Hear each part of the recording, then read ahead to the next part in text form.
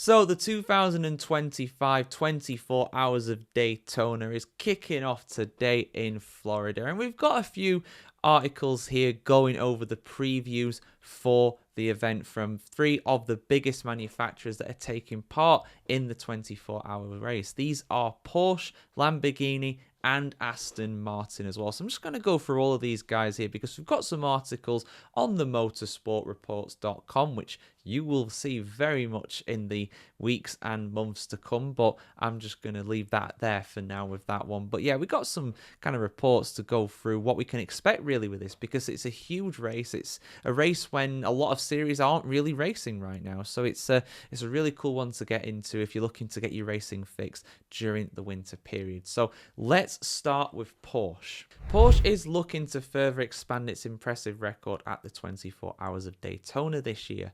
Following last year's 19th overall victory, the goal for the 2025 IMSA WeatherTech Sports Car Championship season opener is clear: another triumph.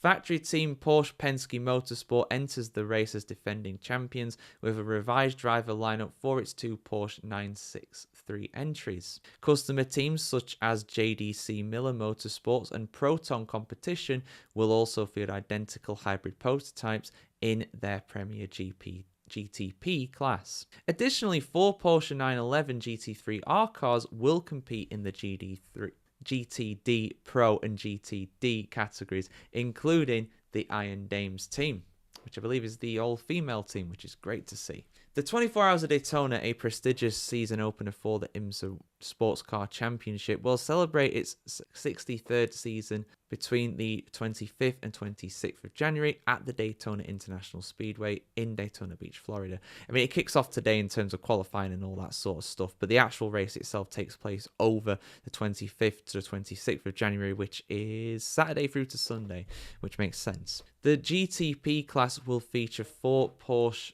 963s, two from Porsche Penske Motorsport and one from Proton Competition, as well as one more from JDC Miller Motorsports.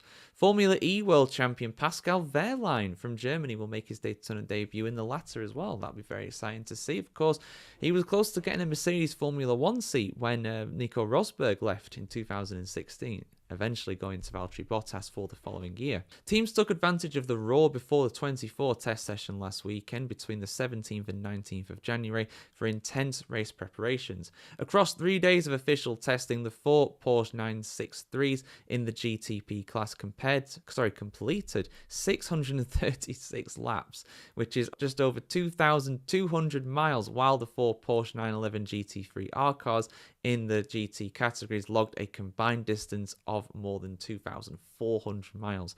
The results of these final tests have left Porsche Motorsport and its partners optimistic for the race weekend ahead. And then we've got some quotes really from the people involved in the Porsche in the Porsche organization. But I just want to skip ahead to the race bit here, just in case you don't know what Daytona is, what the Daytona 24 Hours is. This will give you a good idea of what it's all about. Opened in 1959, the Daytona International Speedway in Florida is renowned for its steep bank turns with angles of up to 31 degrees in the oval sections of the 3.5-mile course. This unique layout requires a special vehicle setup. With 19 overall victories as a constructor and 4 as an engine partner, Porsche remains the most successful manufacturer in Daytona's history.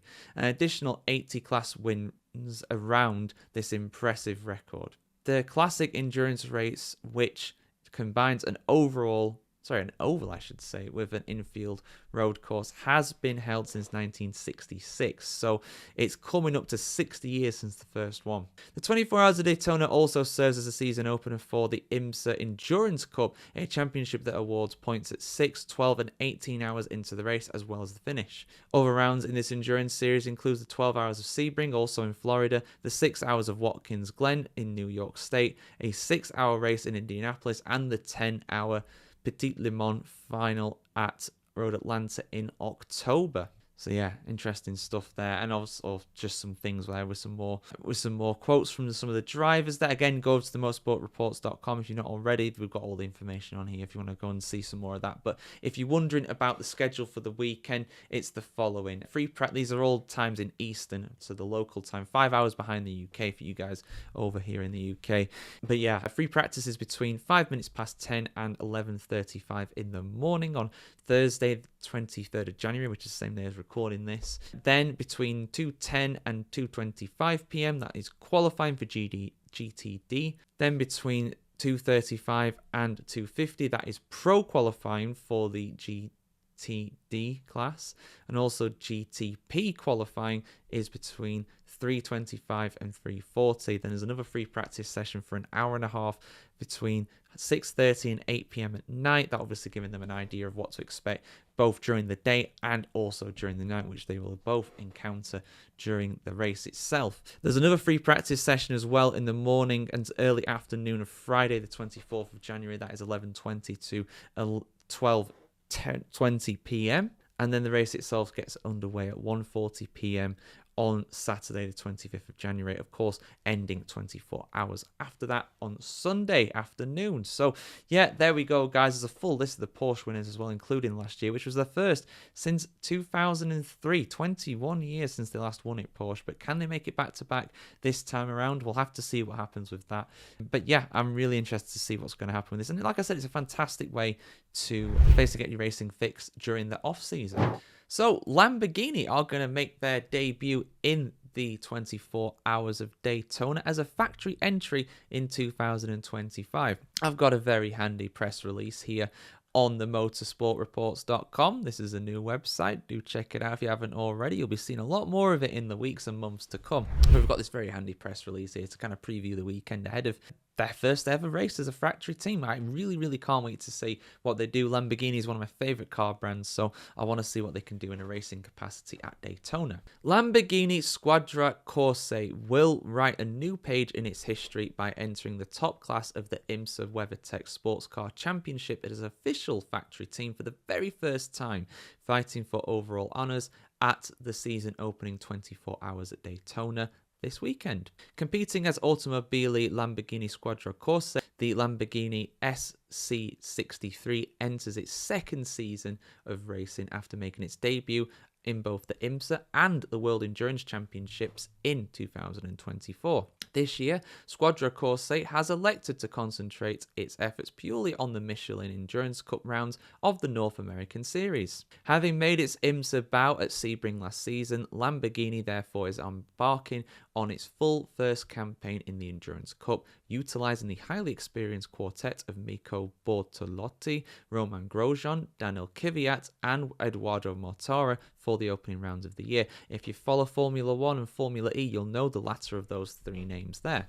Bortolotti and Kvyat move over from the WEC program and will contest all 5 rounds of the IMSA Endurance Cup this season at the wheel of the number 63 Lamborghini SC63. They will team up with Grosjean, who returns to the Lamborghini fold following a number of impressive drives in 2024, most notably in the early stages of the Battle of the Bricks at Indianapolis, where the Frenchman mastered the wet conditions to lead. The trio will benefit from the expertise and prowess of Mortara at Daytona before the Swiss driver embarks on a GT3 campaign with Lamborghini for the remainder of 2025. Lamborghini will also be entered in a full season of IMSA at the GTD Pro class with Canadian outfit EFAF, probably pronouncing that wrong, Motorsports joining as a factory-supported team in both the Sprint and the Endurance Cup Championships. Full season drivers Andrea Caldarelli and Marco Mappelli will be joined by fellow Lamborghini factory driver Jordan Pepper for Daytona, while former IndyCar Series and longtime PFAF Motorsport driver James Hinchcliffe, the Hinch that you probably know from maybe the F1 coverage these days. He's quite big in the F1 world these days, despite never competing. But hey, I like listening to him. He's a good guy. Will be the Endurance Cup co-driver. In GTD, Wayne Taylor Racing returns for another full season assault. Lamborghini young professional driver Danny Formel leads the team's efforts alongside 2017 Lamborghini Super Trofeo. I like the sound of that. World Finals winner Trent Hindman. Youngster Graham Dorrell joins for the 5 Endurance Cup rounds, while last year's full season driver Kyle Markelli will race at Daytona. Keen to build on the past 2 successful seasons, Forte Racing will field a full season entry of Misha Goikberg and the experienced Mario Farnbacher, with Frank Pereira contesting the endurance round. NASCAR veteran Parker Kligerman joins the team at Daytona. Again, another guy you'll know from commentary. He's on, I think, is it NBC? I can't remember. It might be on all the NASCAR ones. I think they kind of rotate around the commentators, to be honest with you. But yeah, Lamborghini has a strong record in the Daytona 24 Hours, having won the event in 3 successive years between 2018 and 2020. 2 years after it made its first appearance, it achieved its maiden win courtesy of Grasser Racing Team. A year later, it bagged another win in a red flag impacted race, while it completed the hat-trick in 2020 with Paul Miller Racing. But this time it's back as a factory outfit for the first time, which is really cool to see. So yeah, just the overall weekend as well is just there too. Basically, the race is going to kick off at 1:40 p.m. Eastern time. That's 5 hours behind the UK on Saturday the 25th of January.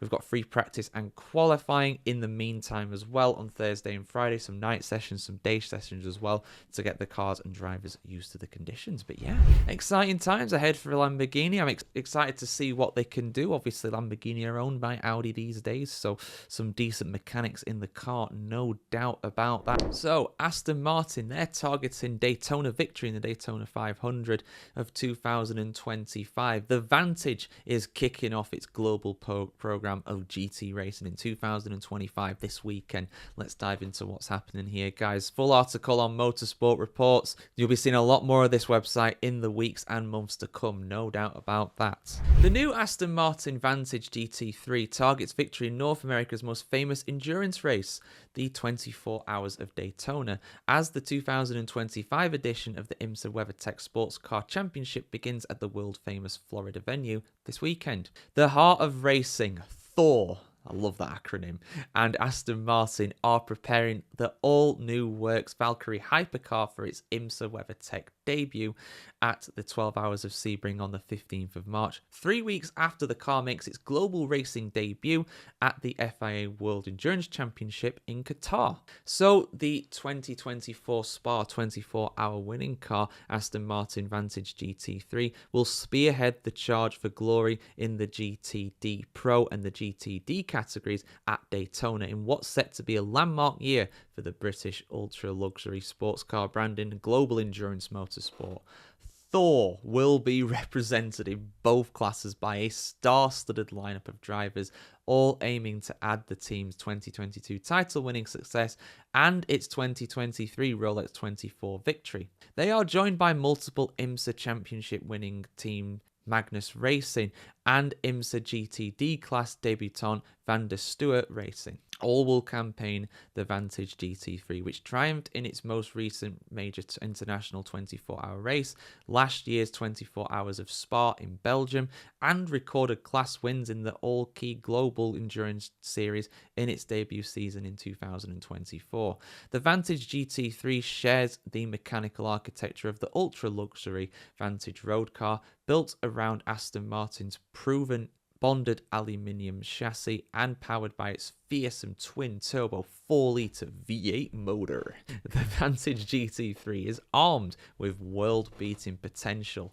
Seattle-based partner team Thor, which claimed its IMSA GTD title success with Vantage in 2022, returns with one car in GT Pro and one in GTD as it hunts victory in 2 different classes. The 2022 IMSA GTD Drivers' Champion Roman De Angelis of Canada, and I wonder what that acronym was for a second there, it's just Canadian, I believe, and 3-time FIA Endurance Champion Marco Sorensen, he's definitely Danish, both of whom were part of the team's 2023 Daytona GTD winning lineup, will this time drive the GTD Pro Class 007 Vantage, of course it is, and will be joined by IMSA race winning team regulars Ross Gunn and Alex Riberas.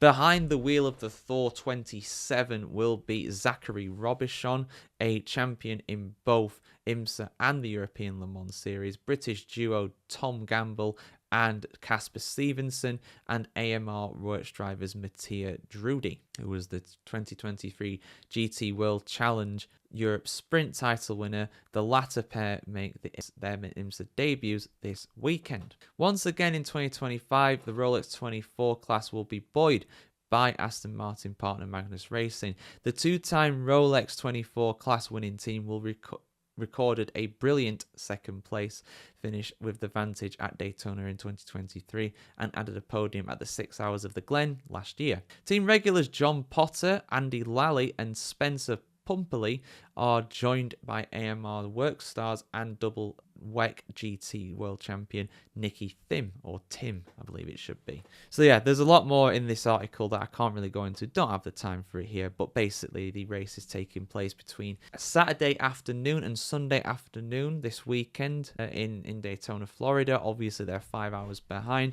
They have a bunch of practice and qualifying sessions as well on Thursday and Friday too in the warm-up to the event. Of course, we'll bring you any major news here on the motoringchronicle.com. Of course, as well, plenty of articles here on the Motorsport Reports for you guys to check out too. So I do implore you go and do that. And yeah, we'll see you soon for some more content from the world of motoring and motorsport here on the motoringchronicle.com. See you very soon, guys. Have a good one.